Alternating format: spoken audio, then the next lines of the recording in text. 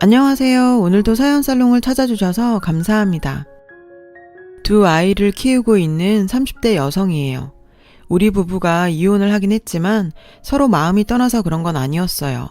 남편 회사가 경영난에 빠지면서 부도 처리가 확실시되자 어느 날인가 남편이 이혼을 요구하더군요. 저한테까지 피해를 줄 수 없다나요? 소위 말하는 위장 이혼이었죠. 처음에 전 반대를 했어요. 아무리 그래도 애들도 있는데 이혼까지 하면서 그래야 하느냐고요. 그랬더니 남편은 오히려 애들 때문에 더 이혼을 하려는 거라고 하더군요.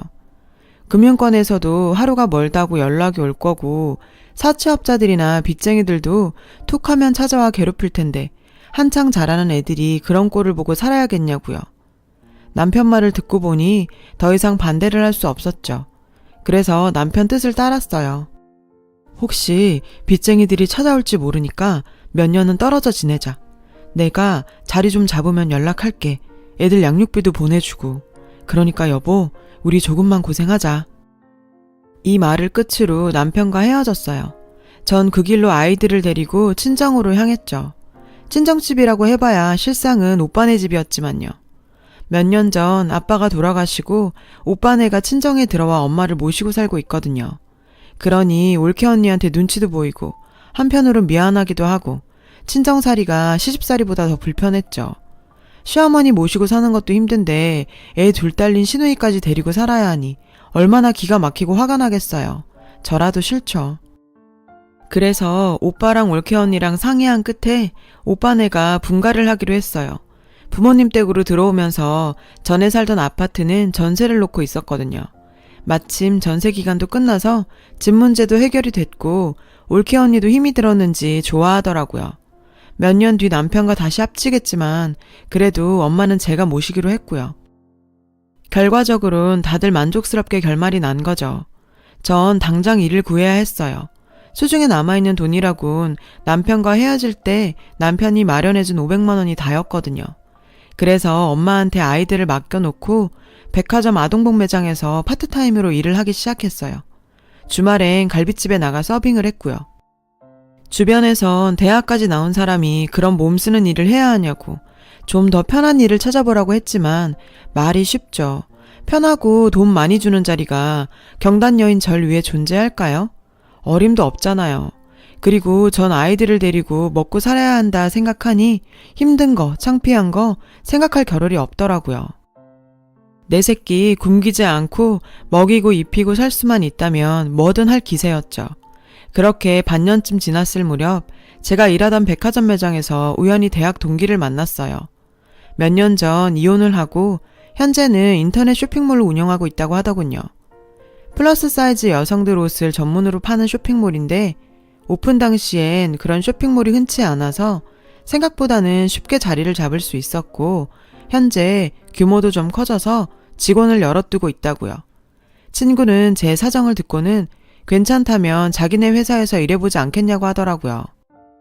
직원들이 다들 주부들이라서 애 키우는 정보도 공유할 수 있고 서로 상황을 아니까 편히 봐가며 일하기도 좋다고요. 무엇보다 일하는 시간이 적고 월급이 셌죠. 저는 더 고민할 거 없이 친구 회사에서 일하기로 했어요. 처음엔 일이 서툴러서 실수도 많았지만 크게 어려운 일이 아니라서 금방 적응할 수 있었어요. 얼마 뒤엔 직원들이랑 다들 친해져서 언니 동생하며 지내게 됐고요. 그렇게 2년쯤 지나자 다들 식구처럼 친해져서 애들 학원 픽업도 같이 하고 서로 쉬는 날 애들 데리고 키즈 카페나 놀이공원도 같이 다니곤 했어요. 아빠의 빈자리가 조금 아쉽기는 했지만 가족처럼 가까운 사람들이 생겨 그런가 아이들도 구김살 없이 잘 자라줬고요. 그 일이 있기 전까지는요. 여름 히트 상품 덕에 보너스를 두둑하게 받은 직원들은 단체로 제주도 여행을 떠나기로 했어요. 아이들을 데리고 가는 거라 항공권부터 렌트카, 숙소까지 챙겨야 할 게 한두 개가 아니었죠. 그래도 오랜만에 여행이라 다들 들떠서 힘든 줄 모르고 준비를 했어요. 그렇게 들뜬 얼굴로 항공기에 탑승을 했죠. 그런데 앞자리에 떡하니 남편이 앉아있지 뭐예요. 게다가 젊은 여자랑 함께요. 큰애는 못 보고 지나쳤지만 작은 아이가 아빠를 보곤 아빠! 하고 소리쳤죠. 그러자 남편은 귀신이라도 본 사람처럼 얼굴이 하얗게 질려선 냉큼 고개를 돌리더군요. 작은 애는 자신을 외면하는 아빠를 보곤 울음을 터뜨렸어요. 아, 좀 들어갑시다. 그 순간 뒤에서 누군가 소리쳤어요. 우리 뒤로 탑승객들이 줄줄이 뒤따르고 있었거든요. 하는 수 없이 전 일단 작은 아이를 데리고 우리 자리로 갔어요. 그런데 갑자기 앞쪽에서 시끄러운 소리가 들리지 뭐예요. 보니까 남편이 여자와 함께 자리에서 일어나 기내를 빠져나가려고 하더군요. 탑승하는 사람들을 뚫고서 말이죠. 그 바람에 기내가 소란했던 거예요. 승무원은 남편과 여자에게 주의를 주며 자리에 앉아달라고 했죠. 그 모습을 보자 대충 상황을 알겠더라고요. 내가 남편한테 속았다는 걸요. 남편과 여자는 기어이 기내를 빠져나갔어요. 하지만 전 그런 남편을 잡을 수 없었죠. 제 옆에는 아이들이 있었으니까요. 작은 아이는 연신 아빠를 찾으며 칭얼댔고 상황을 모르는 큰아이는 그래도 자기가 형이라고 동생을 달래더라고요. 아빠는 백밤 자고 온댔어. 그러니까 울지 말고 기다려야지. 뚝. 순간 울컥했어요. 어린애들은 이렇게 서로를 다독이며 보고 싶은 마음도 참고 아빠를 기다리는데 아빠라는 인간은 제 자식도 버리고 젊은 년이랑 저러고 있다니. 제주도에 도착하자마자 전 남편한테 전화를 걸었어요. 없는 번호라고 나오더군요. 그래서 남편한테 이메일을 보냈죠. 어떻게 된 상황인지 설명해달라고. 메일을 보는 즉시 전화하라고요. 그날 밤 메일 수신 확인을 해보니 남편이 제 메일을 읽긴 했던데. 하지만 제주도에서 돌아오고 일주일이 지났는데도 남편의 전화는 없었죠. 저라는 사람은 감정이 고스란히 얼굴에 드러나는 사람이라 직장 동료들도 저한테 무슨 일이 있다는 걸 눈치챘던 모양이에요. 그중 가장 친하게 지내는 언니가 무슨 일 있냐고 묻더라고요. 다들 걱정한다고. 전 상황을 얘기해줬어요. 그랬더니 남의 부부 일이라 끼어들긴 그렇지만 아무래도 너 내 남편한테 당한 것 같다. 업체에 부탁해서 한번 알아봐. 더 늦기 전에. 저 역시 내심 그런 마음은 가지고 있었지만 솔직히 겁이 났어요. 잔인한 진실을 받아들이기 힘들 것 같았거든요. 그날 밤 밤새 고민을 했어요. 그리곤 업체를 찾아가 남편의 뒷조사를 의뢰했습니다. 결과가 나오기까지는 한 달여의 시간이 걸렸어요. 역시나 예상이 맞더군요. 남편의 회사 사정은 부도가 날 정도로 심각한 상태는 아니었지만 남편은 고의로 부도를 냈던 거예요. 직원들 몰래 엄청난 돈을 다 챙긴 뒤였고요. 그리곤 상간녀한테서 낳은 딸의 출생신고 때문에 서둘러 저와 이혼을 했던 거였죠. 위장이혼이라고 속이고선 말이에요. 현재 근교의 고급 타운하우스에서 상간녀와 함께 살고 있다고 하더군요. 조사 결과를 듣는 내내 전 피가 거꾸로 솟는 것 같았어요. 당장이라도 달려가 이 연놈들의 머리채를 잡고 싶었죠. 하지만 그런다고 뭐가 달라지겠어요. 순간일 뿐인데 그보다는 남편과 상간녀한테 평생 기억될 상처를 주는 게 낫겠다 싶었죠. 그래서 끓어오르는 분노를 참고 이성적으로 판단하려고 노력했어요. 알아보니 이런 경우 제가 청구할 수 있는 소송은 두 가지더군요. 하나는 남편에 대한 재산분할 청구 소송이고 다른 하나는 상간녀 위자료 청구 소송이었죠. 전 두 가지 모두 하기로 했어요. 문제는 남편과 이미 이혼을 한 상태고 헤어질 땐 남편으로부터 500만 원을 받았기 때문에 이게 조금 문제가 됐죠. 하지만 법원 판례를 찾아보니 저와 유사한 경우로 남편의 은닉된 재산에 대해 재산 분할을 받은 분이 있더라고요. 더군다나 전 남편이 위장이혼을 종용한 거라 그분보다 조금은 더 유리했죠.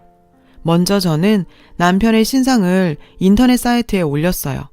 남편은 분명히 자리를 잡으면 양육비를 보내주겠다고 약속했었지만 지금껏 단 한 번도 아이들의 양육비를 보낸 적이 없었거든요. 결심한 대로 변호사를 선임해 재산분할 청구 소송과 상간녀 위자료 소송도 진행했죠. 그러자 얼마 뒤 남편으로부터 전화가 왔어요. 만나자고요. 남편은 상간녀와 둘이 나왔더군요. 제 앞에서도 두 인간은 뻔뻔스럽게 여보 당신이라 부르며 부부 행세를 톡톡히 했어요. 그리곤 돈 봉투를 내밀더라고요. 봉투엔 2천만 원이 들어있었어요. 이 사람이 당신한테 주는 위자료야. 이미 알아봤겠지만 상간녀 위자료 소송 걸어봤자 받을 수 있는 건 1000에서 2000 남짓이야. 그래도 이 사람이 당신 처지를 생각해서 통 크게 2천만 원이나 주는 거니까 고맙게 생각하라고. 그리고 이건 애들 양육비야. 2년치 밀린 거랑 1년치 선불금이야. 그러니까 다음부턴 인터넷에 내 신상 올리는 건 그만두고. 그거 내가 걸자고 들면 당신 나한테 소송당할 수도 있어. 남편은 3,600만 원이 든 돈봉투를 거지동냥하듯 제 앞에 툭 던지며 거들먹거렸어요. 아, 그리고 재산분할 거는 사실 내가 가진 게 별로 없어서 말이야. 나도 이 사람 집에 얹혀 사는 처지라 줄 돈이 없네. 번들거리는 쌍판떼기를 들이밀며 징그럽게 웃는 남편을 보니 침을 뱉어주고 싶었지만 사소한 행동으로 큰일을 망칠 수 없어 꾹 참았죠. 그래? 근데 그 집 당신 돈으로 산 거잖아? 당신이 뭘 모르나 본데 수표엔 각각이 고유 번호란 게 있어. 당신 회사에서 돈 빼내면서 숨겨뒀던 수표. 그 수표로 산 집이던데? 게다가 이 여잔 당신이랑 살기 전까지 카드빚에 사채빚까지. 재정이 개판 5분 전이었고 말이야. 그런 주제에 10억이 넘는 집을 무슨 수로 사니? 지 빤스 한 장 사입을 돈도 없는 년이. 설마 신혼부부 보금자리 대출 받았다는 씨알도 안 먹힐 거짓말 하려는 거면 지금 당장 넣어둬. 그런 개수작에 넘어갈 애가 아니니까. 당신도 알지? 나 당신보다 학벌 좋은 거. 그 학벌은 돈 주고 딴 거 아니야. 니깐 놈이 안 돌아가는 짱구 좀 굴리고 이 자리에 나온 모양인데 어림없어. 게다가 당신 은닉재산은 이미 똑똑한 내 변호사들이 10원짜리 한 장까지 탈탈 털은 지 오래야. 그 사람들도 많이 털어내야 수임료를 더 받기 때문에 아주 섬세하고 꼼꼼하게 털었으니까 꼴값 떨지 말라고. 여보, 그럼 우리 다 털리는 거야? 어떡해, 우리 집 저 여자한테 먹히는 거냐고. 상간녀는 그제야 상황 판단이 됐는지 남편을 잡고 짜증을 내기 시작했어요. 그러자 남편은 오히려 더 짜증을 내며 아, 시끄러. 이봐. 아니 여보, 내 얘기 좀 들어봐. 내가 나 혼자 살자고 이런 거 아니잖아. 누군 내 손으로 내 회사 부도 내고 싶었겠냐? 사실 가만두면 전보단 못해도 굴러갈 수 있는 회사였어. 근데 내가 다 우리 애들 잘 먹이고 잘 입히려고 고의로 부도까지 내가면서 돈 챙긴 거 아니냐고. 피 같은 내 회사 나도 피눈물 흘리며 날렸다. 그런 내 노고도 좀 알아주라. 어? 나 이 돈 내가 먹으려는 거 아니야. 다 우리 아들들한테 남겨주려고 진작부터 마음먹고 있었다고. 그러니까 변호사 수임료 뜯기지 말고 우리끼리 정리하자고. 뭐? 당신 왜 저 여자가 당신 여보야? 여보는 나지, 나. 법적으로도 내가 당신 아내라고. 그리고 왜 당신 돈을 저 여자애들한테 줘? 우리 딸은, 당신 딸은 어쩌고? 돈 얘기가 나오자 상간녀는 본색을 드러내며 성과를 부리기 시작했어요. 아휴, 이 여편네야. 손발이 맞아요. 도둑질도 하지. 지금 그게 뭐가 중요해? 일단 상황은 막아야지. 너 돈 없이 살 수 있어? 그니까 입 좀 닥치고 가만히 있으라고. 아주 가관도 아니었죠. 불과 5분 전까지만 해도 세상 지들만 사는 것처럼 공공장소에서 들러붙어선 물고 빨고 난리 부르스를 치더니 이젠 세상이 지들뿐인 것처럼 싸우기 바쁘니. 됐고, 애정싸움은 니들 집구석에 가서 하고 난 할 말 다 했으니까 가볼게. 아참, 당신 고의로 부도낸 건 확실하지? 미리 돈 챙기려고 말이야. 그렇다니까 몇 번 얘기해. 고마워.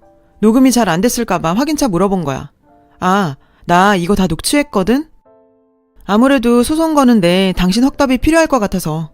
그럼 다음에 법정에서 봐. 그리고 그쪽도 고마워요.